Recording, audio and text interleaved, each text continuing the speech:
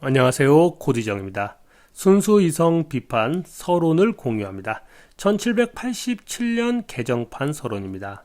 지난 영상에서 공유한 머리말은요, 저자가 독자에게 하는 인사말 같은 것입니다.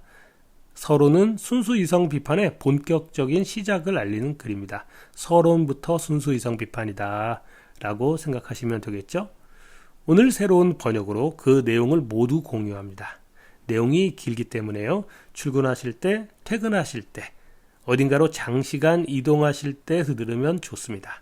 운전하실 때, 운동하실 때, 또는 등산하거나 잠이 안 오실 때, 그때 이 영상을 라디오처럼 팟캐스트처럼 들으시면 좋다고 생각합니다. 반복해서 들으시면 아주 유용하리라 생각하고요. 서론의 핵심을 한 문장으로 요약하면 이런 겁니다. 형이상학은 학문으로 가능한가? 그러므로 독자들이 칸트의 단호한 답변을 파악하고요. 칸트가 제시한 방향을 이해하는 것이 서론 독서의 포인트가 되겠습니다. 지난 영상을 시청하시면서 알게 되셨다라고 생각합니다만은 칸트의 머리말에서요. 비판 머리말에서요. 1. 수학과 자연학에서 나타난 혁명 이야기를 하면서 형이상학에서도 수학과 자연학에서 일어난 그런 혁명을 실험해야 한다라고 칸트가 말합니다. 그러면서 자기가 제시하는 형이상학 방법론이야말로 형이상학 분야에서의 코페르니쿠스 전환이다. 그것에 해당한다라고 말합니다. 2. 그리고 칸트는 어째서 형이상학에서 논리학이 중요한지를 자세히 설명합니다. 그렇다면 이어지는 글인 이번 서론에서요. 1번과 2번의 시작을 알리는 내용이 구체적으로 들어있겠죠. 그것이 무엇일까요? 코페르니쿠스의 전환에 필적하는 형이상학의 혁명 요소로서 말하는 것이 바로 경험 무관한 인식, 경험 무관한 인식의 존재와 그것의 의미입니다. 칸트는 서론에서 인간 지식 중에는 진짜로 경험 무관한 인식이 있다고 강조합니다. 일단 수학과 자연학 지식은 경험에 의해 그런 지식이 바뀐다거나 이러지는 않지 않습니까? 수학과 자연학 지식이야말로 경험 무관한 지식임을 밝힌 다음에 경험 무관한 인식이 무엇인지 그 특징을 두 가지로 정의합니다. 보편성과 필연성입니다. 보편성과 필연성이 있는 지식이라면 경험에 의해 달라지지 않겠죠. 틀림없이 경험과 상관이 없는 그런 특징이 있을 것이다 라고 하는 것입니다. 이것을 아프리오리, 기존 번역은요, 선천적인, 선험적인으로 번역했습니다. 코디정의 번역에서는요, 경험 무관한으로 바뀌어 있으니 참고하시기 바랍니다. 두 번째로 인간의 지식이 어떻게 확장되는지에 대해 칸트는 말합니다. 독자들은 여기에서 맥락을 잃어버리죠. 칸트가 대체 무슨 이야기를 하는지 헷갈리기 시작합니다. 왜냐하면 우리들은 형이상학을 제대로 배운 적이 없는 데다가 논리학은 더욱더 배운 적이 없기 때문에 칸트의 이야기를 제대로 따라가지 못합니다. 제가 쉬운 길을 안내해 드리겠습니다. 먼저 이성이라는 단어를 우리가 확실히 알아야 합니다. 이 단어를 딱 틀어줘야 칸트의 이야기가 쉽게 납득이 되거든요. 그런데 여러분, 이성이 무엇입니까? 이성의 뜻이 뭐죠? 무엇을 보고 이성이라고 하는 거죠? 생각과는 무슨 차이가 있나요? 자, 제가 그림을 준비했습니다. 저의 책 생각의 기술에 수록되어 있는 그림인데요. 이 그림의 오른쪽 같은 역할을 머리에서 하는 요소, 그게 이성입니다. 생각이 어딘가로 점핑하도록 하는 거, 생각을 도약시키는 거, 그게 바로 이성입니다. 머릿속에서 생각이 막 점핑하다가 막 여기저기로 막 생각이 막 확장되는 거예요. 그러더니 기어이 신이니 사후세계니 도무지 경험할 수 없는 영역에까지 우리가 생각에 이른단 말입니다. 이성은 지금 여기에서 벗어나 어딘가로 도약하는 생각을 말합니다. 그렇다면 지금 여기에서 벗어나지 않고 어딘가로 마음대로 점핑하지도 않고 지금 여기에서 무엇인가를 생각하는 것도 있겠죠. 그걸 논리학에서는 판단이라고 합니다.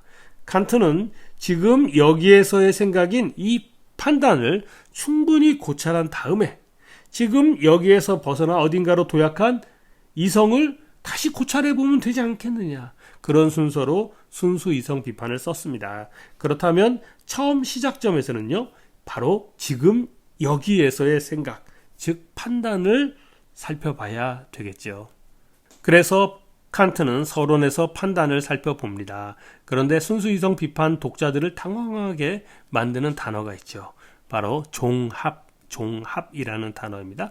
이게 특별한 의미가 있는 것처럼 보이잖아요. 그런데 특별한 의미가 없는 단어예요.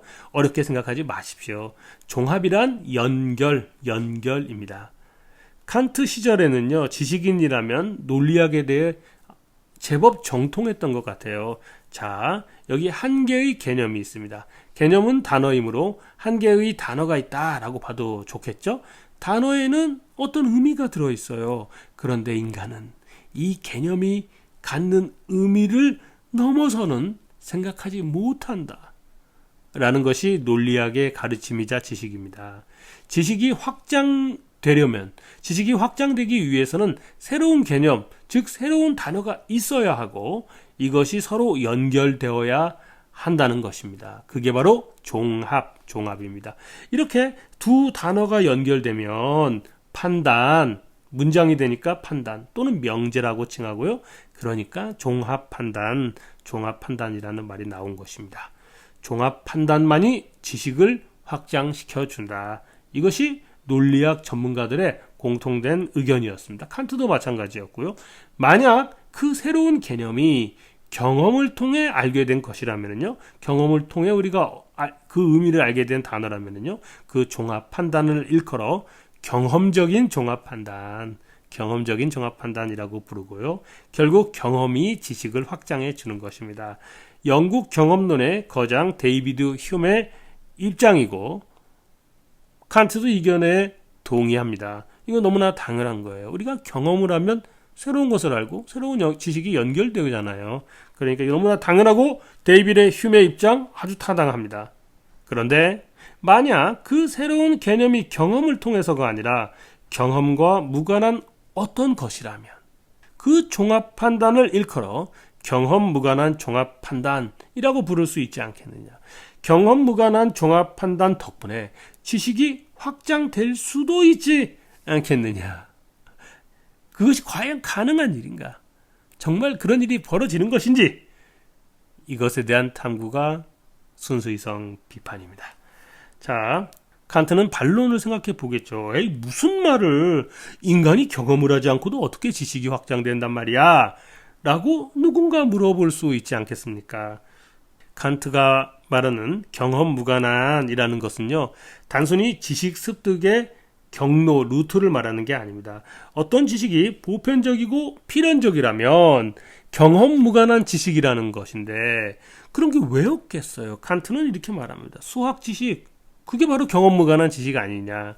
여러분이 또는 내가 우리들의 사적인 생각으로 수학 이론이 확 바뀌는 거 아니지 않은가. 그렇다면 수학 지식도 경험 무관한 지식이고 자연학 지식도 그러하다라는 것입니다. 여러분의 성향에 의해, 저의 코디정의 생각에 의해 중력의 법칙이 바뀌고 이러는 건 아니잖아요. 그렇다면 수학과 자연학처럼 형이상학도 그런 게 있지 않을까? 이런 대략적인 개요를 느끼면서 시청해 주시기 바랍니다. 실제 책에는요, 코디정의 주석과 해설과 용어 풀이가 많습니다만 그것들은 공개되지 않습니다. 언젠가 책이 출간되면요, 그때 즐겨주십시오. 자, 준비되셨나요? 텍스트와 사운드 동시에 나옵니다. 세상에서 가장 난해한 책이라는 순수 이성 비판에 대한 잘못된 평가, 그 오명이 끝날 날이 오리라 생각합니다. 순수 이성 비판 B. I. 순수한 인식과 경험적 인식의 차이에 대하여 우리의 모든 인식이 경험에서 시작된다는 것은 의심의 여지가 없다. 만약 우리 감각을 자극하는 대상들이 그런 일을 하지 않는다면 대체 무엇이 우리 인식 능력을 작동시킬 수 있겠는가? 이들 대상은 한편으로 스스로 표상을 가져오고 다른 한편으로 그 표상들을 우리 지식 활동이 비교하고 연결하거나 분리하게 해주며 그러므로 감각 인상의 원재료를 경험이라 불리는 대상에 대한 인식으로 처리되도록 한다. 시간적으로 보자면 우리 안에 어떤 인식도 경험에 선행하지 않으며 경험에서 모든 인식이 시작된다. 그러나 우리의 모든 인식이 경험에서 비롯될지라도 그 모두가 경험으로부터 생겨난 것은 아니다. 왜냐하면 우리의 경험 인식조차 인상을 통해 수용한 것과 우리 자신의 인식 능력이 감각 인상에 의해 상기해준 덕분에 자기 바깥으로 꺼내준 것을 합한 것이기 때문이다. 오랜 훈련을 통해 두 개를 주에 깊게 분리하는 데 익숙해지기까지는 우리는 우리 자신의 인식 능력이 더해준 것과 기초 재료를 구별할 수 없다. 경험으로부터도 심지어 모든 감각 인상으로부터도 독립된 그런 인식이 존재하는지 여부는 흘깃보고 무시할 수 있는 게 아니라 적어도 더 면밀히 조사할 필요가 있는 문제이다. 그런 인식을 일컬어 경험 무관한 인식이라 부르며 그 원천이 후천적인, 즉 경험에 있는 경험적 인식과는 구별된다. 그러나 그런 표현은 방금 제기한 문제의 온전한 의미를 적절하게 보여줄 정도로 충분하게 정해지지는 않았다. 왜냐하면 내 생각으로는 우리가 경험적인 원천에서 나온 많은 인식에 대해 관습적으로 그것이 경험 무관한 성격을 띈다거나 그럴 수 있다고 말하기 때문이다. 우리는 이것이 경험에서 직접 나온 게 아니라 일반적인 규칙에서 생기기 때문이라고 말한다. 그래서 누군가 자기 집의 기초를 훼손하는 경우, 그러면 그가 집이 무너질 것임을 경험하지 않고도, 즉 그런 붕괴를 실제로 경험해 볼 때까지 기다릴 것도 없이 알 수 있을 거라고 우리는 말한다. 그러나 그가 완벽하게 경험 무관하게는 알 수 없을 것이다. 왜냐하면 그는 먼저 물체는 무게를 가지며 그런 고로 지지대를 빼내면 떨어진다는 사실을 경험을 통해 알아야 했기 때문이다. 그러므로 이제부터 우리는 경험 무관한 인식이란 이런저런 경험과는 독립적으로 발생하는 것을 의미하는 게 아니라 모든 경험에 절대적으로 독립해서 생기는 것을 의미하기로 한다. 경험 무관한 인식은 단지 후천적으로, 즉 경험을 통해 가능해지는 경험적 인식과는 아주 다르다. 그런데 지식 안에 무엇이든 어떤 경험적인 것도 섞이지 않는다면 그런 경험 무관한 인식을 순수하다고 칭한다. 그러므로 예컨대 모든 변화는 원인을 갖는다라는 명제는 경험 무관한 명제이지만 순수한 것은 아니다. 왜냐하면 변화는 오직 경험에서 얻을 수 있는 개념이기 때문이다. 2. 우리는 어떤 경험 무관한 인식을 갖고 있으며 평범한 지식조차 그것이 없는 경우가 없다. 여기에서 중요한 것은 경험적인 인식들에서 순수 인식을 확실하게 구별할 수 있는 표식을 아는 것이다. 경험은 실로 우리에게 어떤 것이 이러저러하다고 가르쳐주지만 그렇게 되지 않을 수 없음은 가르쳐주지 않는다. 첫째, 만약 우리가 어떤 명제를 생각하되 필연성에 따라 생각한다면 그것은 경험 무관한 판단이다. 게다가 그 판단이 이어서 필연적인 명제로서 타당한 어떤 명제로부터 도출되되 다른 명제에서는 도출되지 않는다면 그 판단은 절대적으로 경험 무관하다. 둘째, 경험은 자신의 판단에 참되거나 엄밀한 보편성을 제공하지 않으며 오직 귀납을 통해 추정적이고 상대적인 보편성만을 줄 뿐이다. 그러므로 여기에서 알맞게 말하자면 지금껏 우리가 살펴보는 한에서는 이것이든 저것이든 어떤 예외도 없다는 식으로 말해야 한다. 따라서 어떤 판단이 엄밀한 보편성이 있는 것으로, 즉 가능할 것 같은 어떤 예외도 없다는 식으로 생각된다면 그때 그 판단은 경험에서 나온 게 아니며 절대적으로 경험 무관 판단이다. 그래서 경험적인 보편성이라 함은 예컨대 모든 물체는 무게를 갖는다 같은 명제처럼 단지 대부분의 경우 지지되는 것에서부터 모든 경우 지지되는 것에 이르기까지 우리가 그 타당성을 높이려는 것에 불과하다. 그러나 엄밀한 보편성이 어떤 판단에 본질적으로 속하는 경우 그것은 그 판단을 위한 특별한 인식 원천, 즉 경험 무관한 인식 능력을 가리키는 것이다. 그러므로 필연성과 엄밀한 보편성은 경험 무관 인식의 확실한 표식이며 이것들은 불가분으로 함께한다. 그런데 이들 두 기준이 그 자체로 각각 틀림없더라도 분리해서 이용하는 것도 바람직하다. 왜냐하면 그 둘을 이용함에 있어 인식의 경험적 제약을 보여주는 것이 그런 인식을 기반으로 한 판단의 우연성을 보여주는 것보다 쉬운 경우가 있기 때문이요. 우리가 어떤 판단에 부여하는 무제약적인 보편성을 보여주는 것이 그 판단의 필연성을 보여주는 것보다 더 설득력이 있기 때문이다. 이제 인간의 인식에서는 필연적이고 가장 엄밀한 의미에서 보편적이며 그러므로 순수하고 경험 무관한 판단들이 실제로 있음을 쉽게 증명할 수 있다. 만약 우리가 학문에서 예를 찾고자 한다면 우리는 그저 수학의 모든 명제에 눈을 돌리기만 하면 된다. 만약 우리가 가장 평범한 지식 사용에서 어느 하나를 원한다면 모든 변화는 원인이 있어야 한다라는 명제를 이용할 수 있다. 후자의 명제에서는 실로 원인이라는 그 개념은 결과와 연결돼서 필연성 개념과 그런 규칙의 엄밀한 보편성의 개념을 분명하게 포함하고 있다. 그런데 만약 우리가 그 개념의 기원을 흉의했던 것처럼 찾는다면 원인 개념은 전적으로 상실될 것이다. 즉, 흉은 앞서 일어난 것들의 반복된 연관과 표상들을 연결시키는 우리 습관에서 그러므로 그저 주관적인 필연성으로부터 원인 개념을 끌어냈다. 그러나 우리는 그런 사례들을 취하면서까지 우리 인식 안에 경험 무관한 순수 원리들이 실제로 있음을 증명할 필요는 없다. 그 대신 우리는 경험이 가능해지려면 이런 원리들이 필수 불가결하다는 것을 입증할 수 있으며 따라서 경험 무관함을 입증할 수 있다. 만일 경험 과정에서 만나는 모든 규칙이 결국 언제나 경험적이고 고로 우연적이어서 그런 규칙으로는 제1의 원리가 될 수 없다면 경험이 어디에서 자신의 확실성을 구할 수 있겠는가? 그러나 여기에서는 우리 인식 능력의 순수한 사용이라는 문제로 해결할 수 있으며 또한 그것의 표식이 무엇인지 입증하는 것으로 해결할 수 있다. 그런데 우리는 그런 경험 무관한 원천을 판단에서만이 아닌 어떤 개념들에서도 볼 수 있다.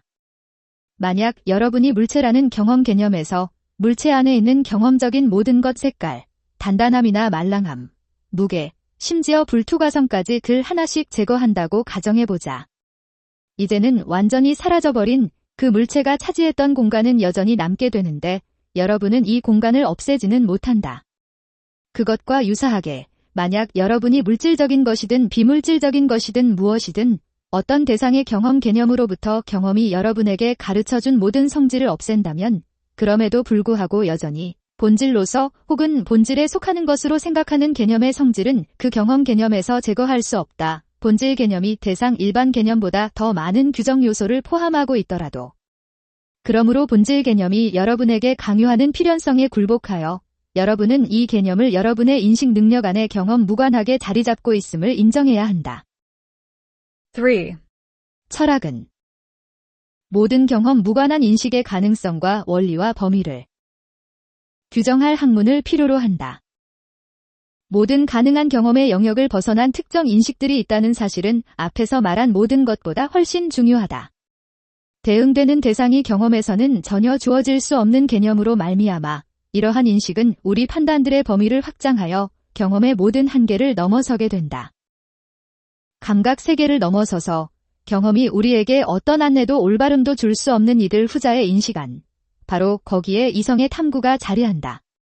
우리는 이러한 탐구들을 우리 지식이 현상의 영역에서 배울 수 있는 것보다 훨씬 중요하고 더욱 숭고한 최종 목적으로 간주한다.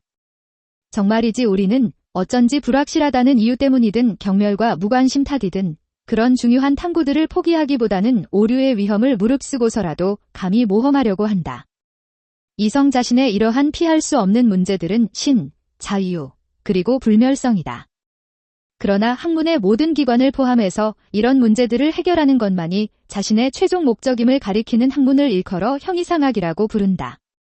당초 형이상학의 과정은 자기 확신적이니, 즉 이성이 그런 대단한 기획을 할 수 있는지 아니면 할 수 없는지를 우선 심사하지도 않은 채 확신하면서 그런 과업을 시행한 것이다.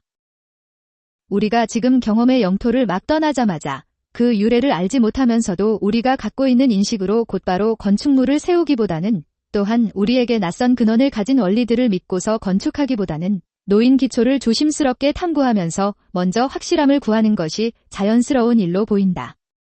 다시 말하면 지식이 어떻게 이 모든 경험 무관한 인식에 이를 수 있었는지에 관해 또한 경험 무관 인식의 범위와 타당성과 가치에 관해 질문을 먼저 제기하는 것이 자연스럽게 보인다. 만약 자연스럽게라는 단어가 올바르게 이성적으로 발생해야 하는 것을 의미하는 경우라면 사실 이보다 자연스러운 건 없을 것이다. 그런데 그런 의미가 아니라 우리가 그 단어를 일반적으로 생기는 자연스러움을 의미하는 경우라면 오랫동안 이런 탐구가 행해지지 않은 채로 남아야 했다는 사실보다 더욱 자연스럽고 납득할 만한 것도 없다.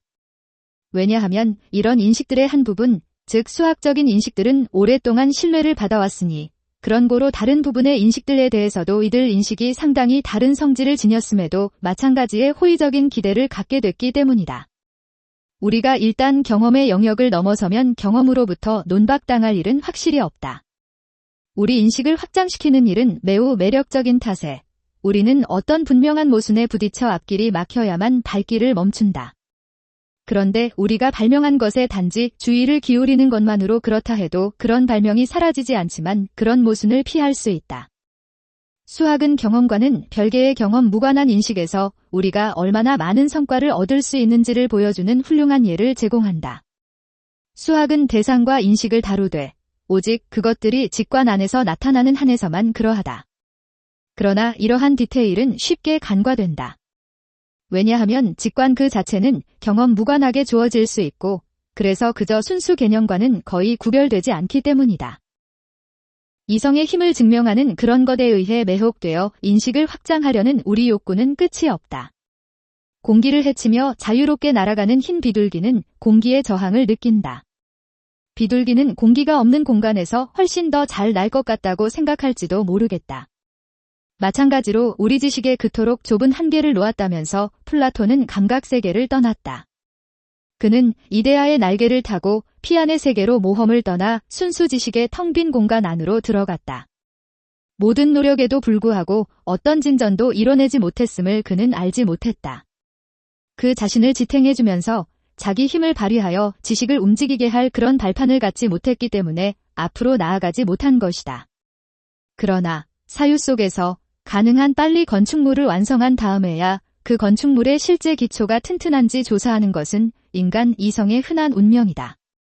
그러자 온갖 종류의 합리화가 등장해서는 변명거리를 찾으면서 그 건축물을 튼튼하다느니 더 좋다느니 심지어 조사해보는 것은 너무 늦고 위험하다면서 거절하는 것이다.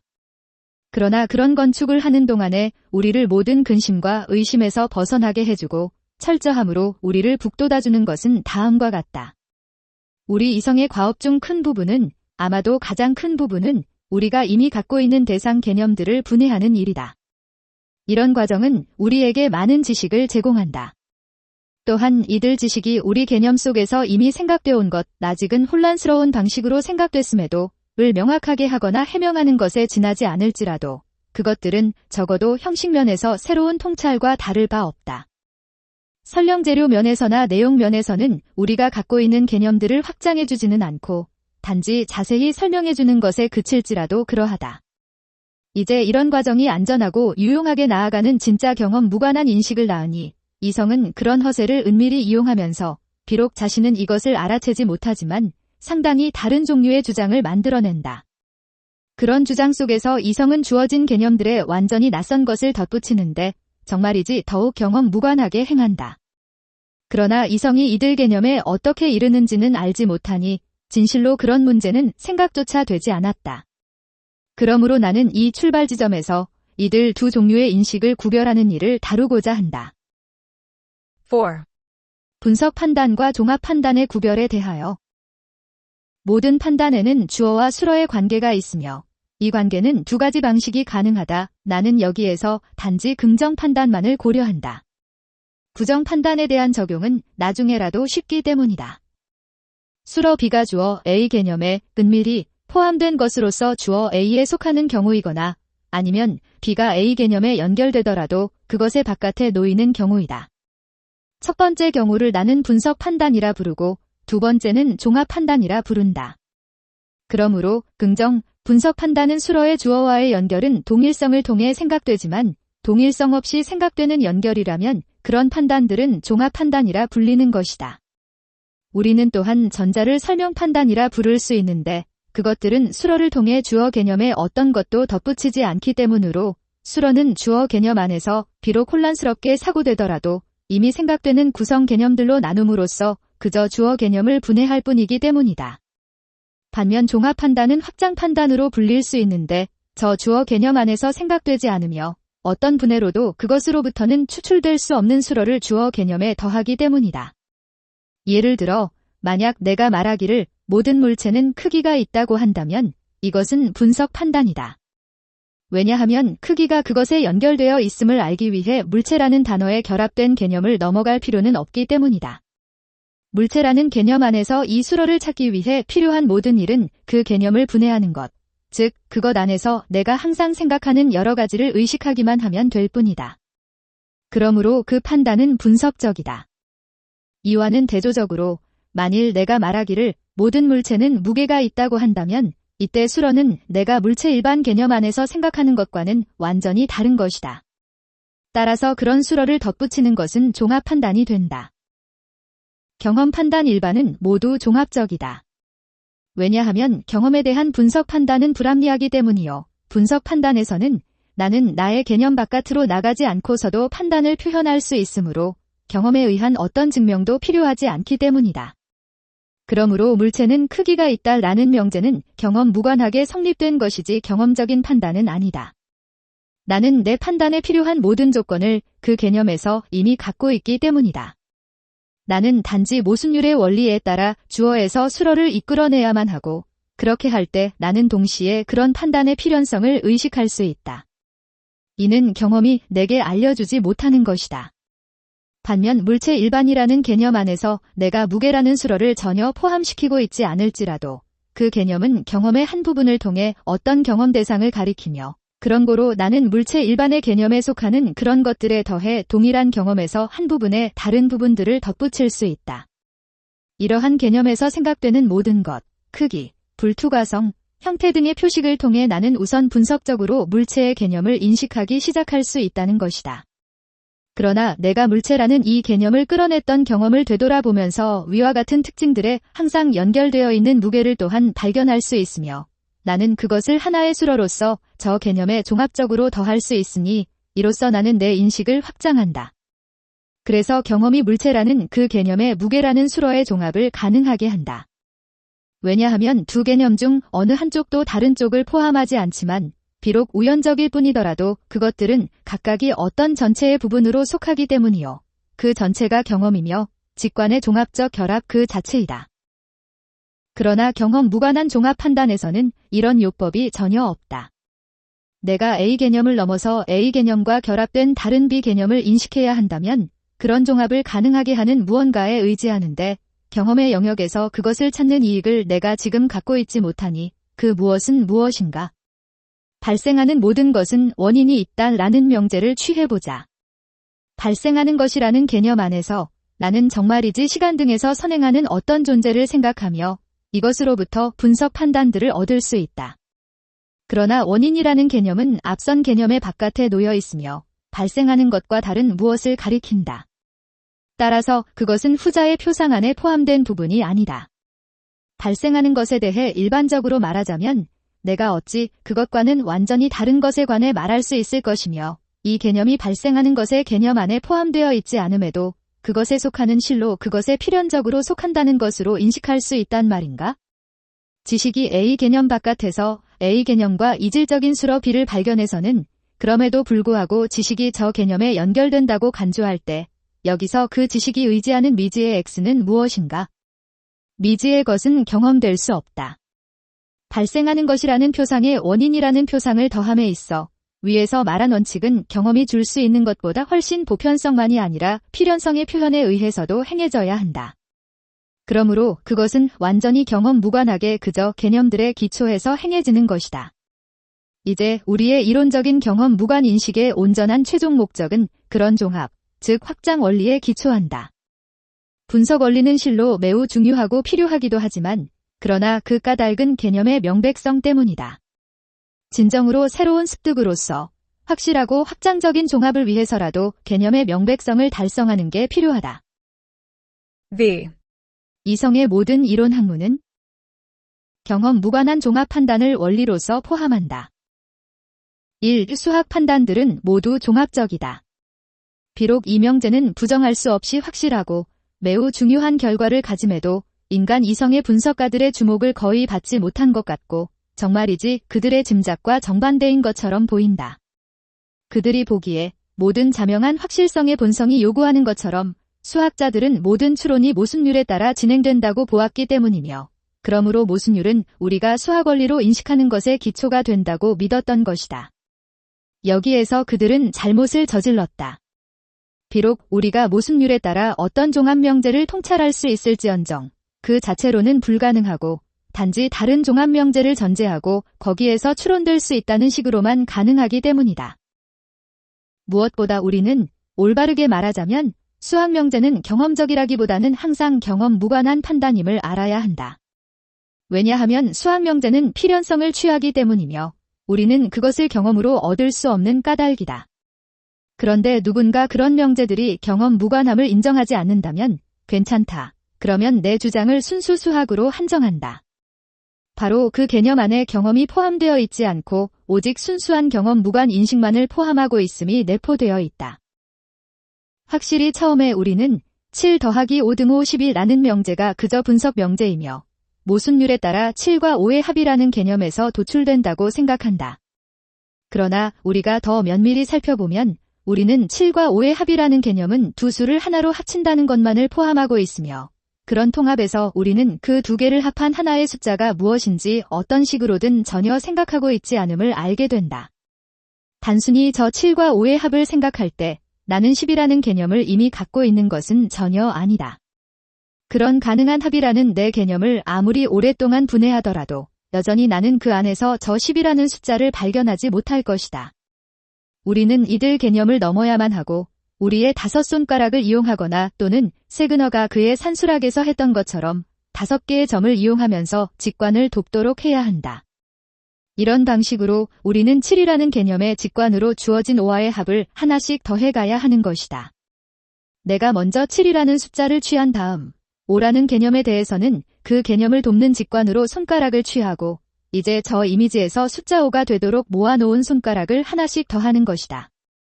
이런 방식으로 나는 숫자 12가 생기는 것을 본다. 5에 7이 더해져야 하는 것을 확실히 나는 7 더하기 5라는 개념에서 합을 생각하기는 했지만 이러한 합이 숫자 12와 동일한 것은 아니다. 산술 명제는 그러므로 언제나 종합적이다. 만약 우리가 더 큰 숫자들을 취한다면 이것이 훨씬 분명해짐을 알게 되는데 우리가 우리 개념들을 아무리 뒤틀더라도 직관에 도움이 없다면 단지 우리 개념들을 분해하는 것만으로는 합을 결코 발견하지 못한다. 순수 기하학의 어떤 원리도 마찬가지로 분석적이지는 않다. 직선은 두 점을 잇는 가장 짧은 선이다라는 명제는 종합명제이다. 직이라는 나의 개념은 크기에 관해서는 아무것도 포함하지 않으며 오직 어떤 질만을 포함한다. 그러므로 가장 짧다는 개념이 직선이라는 개념에 전적으로 더해진 것이지 어떤 분해로도 직선 개념에서 끌어낼 수는 없다. 따라서 우리는 여기서 직관의 도움을 받아야 하니 그것에 의해서만 종합이 가능해진다. 진실로 기하학자들이 전제하는 몇몇 명제들은 실제 분석적이고 모순율에 기초하고 있다. 그러나 동일 명제들처럼 그것들은 원리가 아니라 도표로 연결하는 방법론이다. 예를 들어 AA의 경우 전체는 그 자신과 동일한 것이며 A 플러스 B, A의 경우 전체는 그것의 부분보다 크다. 비록 이것들이 순전히 개념에 맞게 타당하더라도 그러나 이런 원리들조차 수학에서 인정되는 까닭은 직관으로 나타날 수 있기 때문이다. 개념 안에 자명한 판단들의 수로가 포함되어 있으며 그런 판단은 그러므로 분석적이라고 우리가 믿게 되는 것은 단지 표현의 모호함 때문이다. 왜냐하면 우리는 생각하면서 주어진 개념에 어떤 수로를 덧붙여야만 하고 이러한 필연성은 바로 개념에 붙어 있는 것이다. 그러나 여기서 문제는 주어진 그 개념에 우리가 무엇을 더할지 생각해야만 하느냐가 아니라 설령 모호할지라도 우리가 그 개념 안에서 무엇을 실제로 생각하느냐이다. 그때 거기에서 우리는 수로가 그런 개념들에 필연적으로 부착된다 하더라도 그것은 개념 그 자체에서 생각되는 것이 아니라 그 개념에 더해져야 할 직관에 의해 그렇게 됨을 발견한다. 이 자연학은 원리로서 경험 무관한 종합 판단을 자기 안에 포함한다. 나는 그 예로 몇 가지 명제를 든다. 물질계의 모든 변화에서 물질의 양은 변하지 않는다. 모든 운동 전달에서 작용과 반작용은 항상 같아야 한다는 명제는 모두 필연적일 뿐 아니라 그러므로 경험 무관한 근원이 있으며 종합적임이 명백하다. 물질 개념 안에서 나는 불변성을 생각하지 않지만 그것이 공간을 차지하는 한 그 물질이 공간에서 존재한다는 것만은 생각하게 되는데 따라서 내가 물질 안에서 생각하지 않은 무언가를 생각 속에서 경험 무관하게 덧붙이기 위해서는 물질 개념 너머로 나는 실제로 나아가기 때문이다. 따라서 그 명제는 분석적이 아니라 종합적으로 그리고 경험 무관하게 생각된 것이다. 자연학의 순수 부문의 다른 명제들에서도 마찬가지다. 3. 형이상학이 학문으로 간주되는 것이 그저 시도돼 오기만 했을지라도 인간 이성의 본성 때문에 형이상학이 없어서는 안 될 학문이라면 형이상학에는 경험 무관한 종합 인식들이 포함되는 것이다. 형이상학은 우리가 사물에 관하여 경험 무관하게 만든 개념들을 단순히 분해함으로써 그것들을 분석적으로 명확히 하는 것에 관한 학문이 아니다. 형이상학에서 우리는 우리의 경험 무관한 인식을 확장하기를 원한다. 이를 위해 우리는 주어진 개념을 넘어 그 개념 안에 포함되지 않은 무언가를 그것에 더하는 원리들을 이용해야 하며 또한 그런 경험 무관한 종합 판단에 의해 우리는 세계는 시초가 있어야 한다 등의 명제처럼 경험조차 우리를 따라올 수 없는 너머까지 멀리 가야만 한다. 그러므로 형이상학은 적어도 그것의 목적에 관한 한순전이 경험 무관한 종합 명제들로 이루어진다. 6. 순수 이성의 일반 과제. 많은 탐구를 단 하나의 과제 문장 아래로 가져올 수 있다면 우리는 이미 많은 것을 얻게 될 것이다. 이로써 우리가 그것을 정확하게 정의함에 따라 우리 자신의 과업을 순조롭게 할 뿐 아니라 우리가 이 기획을 잘 수행했는지 여부를 심사하려는 사람들의 판단을 쉽게 해주기 때문이다. 이제 순수 이성의 진정한 과업은 다음과 같은 질문에 들어있다. 경험 무관한 종합 판단은 어떻게 가능한가?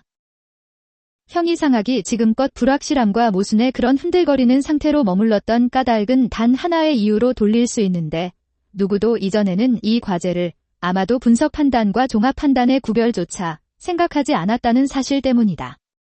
이 과제를 해결하든지 아니면 형이상학이 해명하기를 요구하는 그 가능성이 사실상 전무함을 만족스럽게 증명하든지 형이상학은 기로에 서 있다. 데이비드 휴은 다른 어떤 철학자보다 이 문제에 가장 근접했다. 그러나 그는 그 문제를 어느 곳에서나 결정적일 정도로 보편성을 가지면서 생각하지는 못했고 그저 어떤 결과를 원인들과 연결하는 것, 딘과율에 관한 종합 명제에 머물렀다. 그는 그런 경험 무관한 명제는 전적으로 불가능함을 발견했다고 믿었으며 그의 결론에 따르면 우리가 형이상학이라고 부르는 모든 것은 근거 없는 이성 통찰의 망상에 지나지 않으며 실은 단지 경험에서 빌려온 것이고 습관을 통해 필연적으로 보이는 것에 불과하다는 것이다. 만약 휴이 우리의 문제를 보편성 안에서 직시했더라면 모든 순수 철학을 파괴하는 그런 주장에 빠지지는 않았을 것이다. 왜냐하면 그때 그는 자기 주장에 의해 경험 무관한 종합 판단을 확실히 포함하는 순수 수학조차 불가능하지고 말았다는 것을 보게 될 것이고 그렇다면 그의 건전한 지식이 그를 틀림없이 지켜줬을 것이기 때문이다. 위와 같은 문제를 해결하는 데에는 대상에 대한 경험 무관한 이론 인식을 포함하는 모든 학문의 기초와 실행을 수행함에 있어 이성을 순수하게 사용할 가능성에 관한 또 다른 것이 동시에 포함된다. 예컨대 이런 질문에 대한 답변이다. 순수 수학은 어떻게 가능한가? 순수 자연학은 어떻게 가능한가? 이들 학문은 실제로 주어져 있으므로 그것들이 어떻게 가능한지 묻는 것은 확실히 적절하다. 왜냐하면 그것들이 필경 가능함은 실제로 존재함에 의해 증명되기 때문이다. 그러나 형이상학에 관해서는 그 가능성에 대하여 모든 이가 의심하는 까닭은 지금껏 그 진전이 보잘것없었고 그러므로 형이상학의 본래 목적에 관한 한 그런 것이 진짜 존재한다고 우리가 말할 수 있게 해설해주는 어떤 형이상학도 없다는 사실 때문이다. 그러나 어떤 의미에서는 이런 종류의 인식도 마찬가지로 주어진 것이며 학문으로서가 아니라 타고난 특성, 예컨대 자연 형이상학으로서 형이상학이 실제로 있다고 간주되는 것이다. 왜냐하면 그저 많은 지식을 얻으려는 허영심에 의해 움직이기보다는 자기 자신의 필요에 이끌려 이성의 어떤 경험적 사용으로도 그것을 통해 얻는 원리로도 답할 수 없는 그런 질문들의 인간 이성은 억제할 수 없을 정도로 나아가기 때문이다. 그러므로 모든 인간은 그들의 이성이 그런 질문들을 사유할 수 있는 데까지 확장되자마자 항상 그 질문들에서 어떤 형이상학을 실제로 가졌으며 언제나 가질 것이다. 지금 그것에 관해서도 이런 질문이 있다. 어떻게 타고난 특성으로서 형이상학이 가능한가? 즉, 순수 이성이 자기에게 제기하고 자신의 필요에 의해 가장 좋은 답을 내리고 그런 질문들이 인간 이성의 본성으로부터 어떻게 나타나는 것인가? 그러나 이런 자연스러운 질문들, 예컨대 세계는 시초가 있는가, 아니면 영원에서부터 그곳에 있었던 것인가 등에 답하려는 모든 시도는 불가피한 모순에 직면한다. 따라서 우리는 단지 형이상학에 있는 타고난 특성에만, 즉 이성의 순수한 능력 자체에만 설령 어떤 형이상학이나 다른 것, 그것이 어떤 것이든 이 언제나 그것에서 자라나더라도 맡겨놓을 수 없다.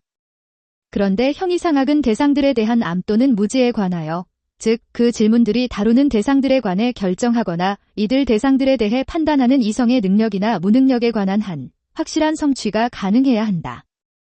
다시 말하면 신뢰할 수 있는 방법으로 우리의 순수 이성을 확장하는 것이 가능해야 하거나 아니면 순수 이성을 위해 안전하게 정해진 한계를 설정하는 것이 가능해야 한다.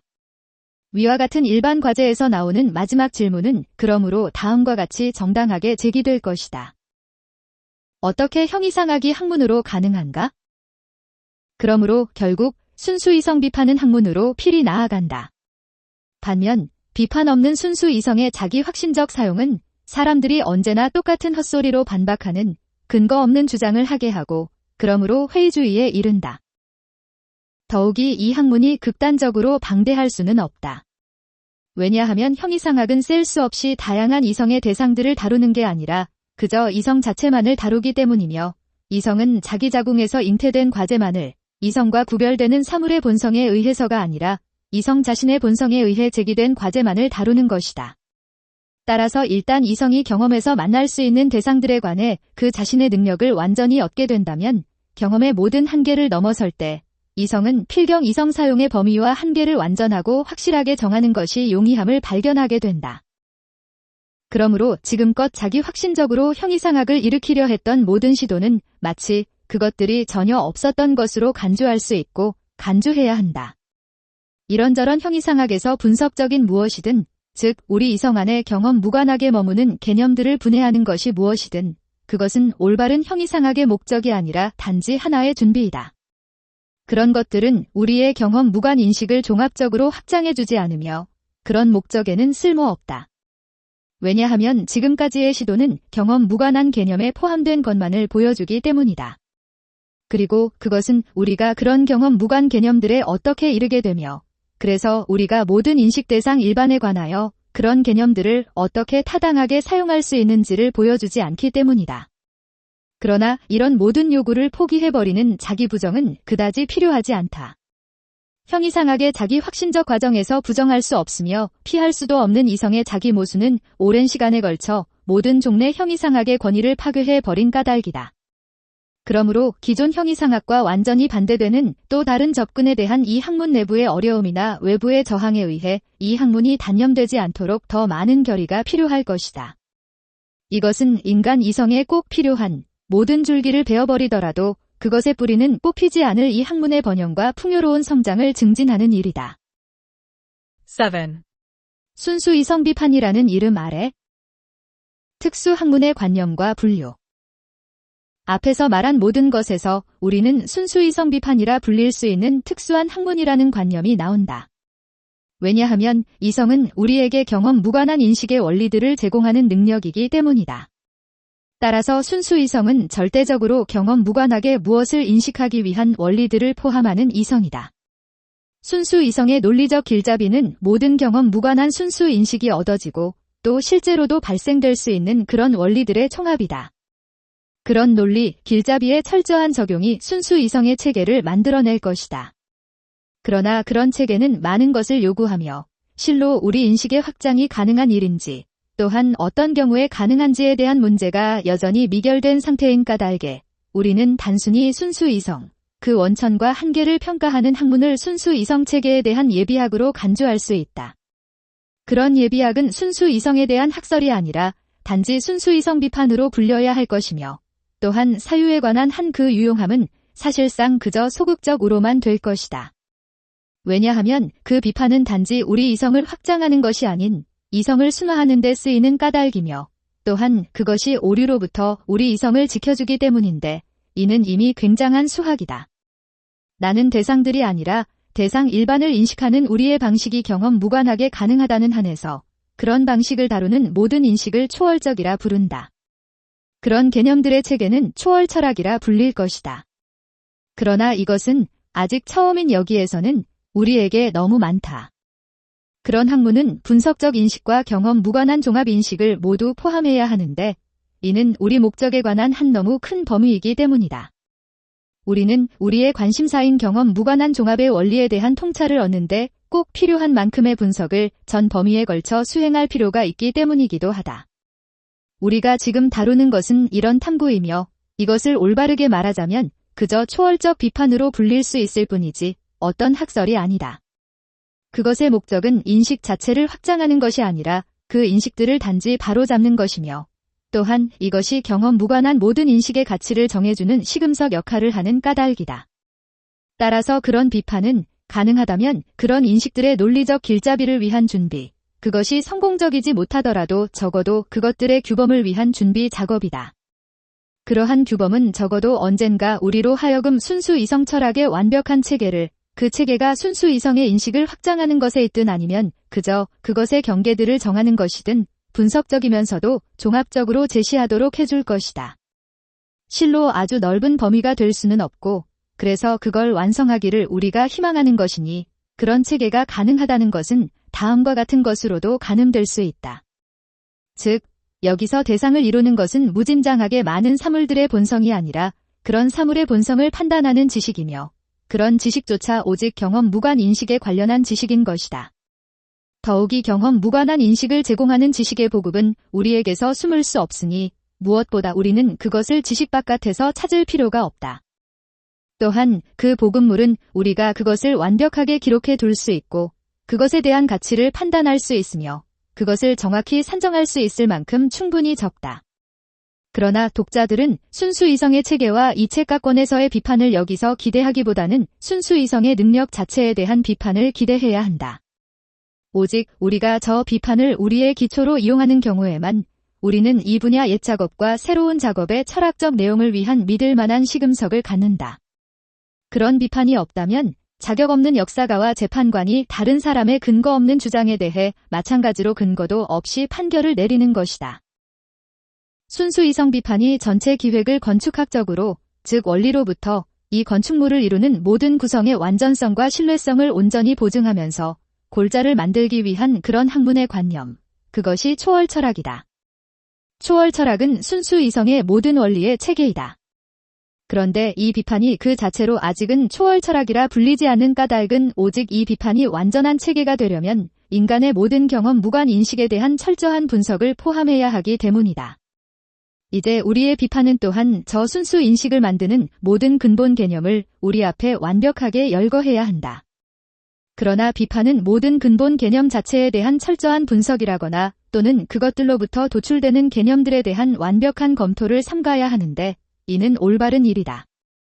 첫째, 이러한 분석은 우리 목적에 기여하지 않기 때문이다. 전체 비판이 실제로 행해지는 덕분에 우리가 그 비판을 종합하는데 곤란함이 없다. 둘째, 그런 분석과 도출의 완벽함까지 책임지려는 시도는 결국 우리 목적을 고려해서 면책될 수는 있더라도 우리 기획의 통합에는 반하기 때문이다. 그럼에도 불구하고 그 개념들이 종합의 철저한 원리들로 존재하는 한, 또한 만일 이러한 본래 목적에 관해 어떤 부족함도 없다면 앞으로 제공될 경험 무관한 개념들로부터 완벽하게 도출하고 분석하는 작업은 쉽게 완성될 수 있을 것이다. 따라서 순수이성 비판은 초월 철학을 구성하는 모든 것을 포함하며 그것은 초월 철학의 완벽한 관념이다. 그러나 이 비판은 아직 학문 그 자체는 못되니 경험 무관 종합 인식에 관한 완벽한 판단을 만드는 데 요구되는 만큼의 분석이 행해져야 하는 까닭이다. 그런 학문을 분류함에 있어 중요한 목표는 경험적인 것을 포함하는 어떤 개념들도 이 학문 안에 들어가서는 안 된다는 점이며 혹은 그 학문의 경험 무관한 인식은 전적으로 순수해야 한다는 점이다. 그런 까닭의 도덕의 최고 원리들과 기본 개념들은 경험 무관한 인식이긴 해도 그것들은 여전히 초월 철학에 속하지 않는다. 그것들은 필경 순수 도덕 체계의 형식 안으로 쾌와 불쾌, 욕망과 성향 등의 개념을 가져오는데 이들은 모두 경험적인 것에 기원을 두기 때문이다. 도덕의 최고 원리와 기본 개념은 도덕 계율의 기초 위에 경험 개념들 자체를 두지는 않지만 그런 쾌와 불쾌, 욕망과 성향 등을 극복해야 할 장애물 또는 행동의 동기가 돼서는 안 되는 자극으로서 의무 개념 안으로 가져와야 한다. 따라서 초월 철학은 단지 순수 이론 이성만의 철학이다. 실천적인 모든 것은 그것이 동기들을 포함하는 한 감정에 관하며 또한 이는 경험적인 인식 원천에 속하기 때문이다. 이제 책의 일반의 전반적인 관점에서 이 학문을 분류한다면 이 학문의 첫 번째 위치에서 순수 이성의 요소론을, 두 번째는 방법론을 포함해야 한다. 이들 두 가지 주요 부분은 하위 분류를 가질 것이지만 하위 분류의 근거들은 아직 여기서 설명될 수는 없다. 서론으로서나 예고로서 필요해 보이는 것들은 이러하다. 인간 인식은 두 개의 줄기가 있으니, 즉 감수성과 지식이다. 이들은 하나의 뿌리에서 생겨났으나 그 뿌리는 우리에게 알려지지 않았다. 감수성을 통해 대상이 우리에게 주어진다. 지식을 통해 그것들이 생각된다. 만약 감수성이 대상이 우리에게 주어지는 조건을 구성하는 경험 무관한 표상들을 포함한다면 그것은 초월 철학에 속한다. 인간 인식의 대상들이 우리에게 주어진 조건들은 이들 대상이 사고되는 조건들에 선행하기 때문에 초월적 감각론이 요소들에 관한 학문의 첫 번째 부분에 속하게 된다.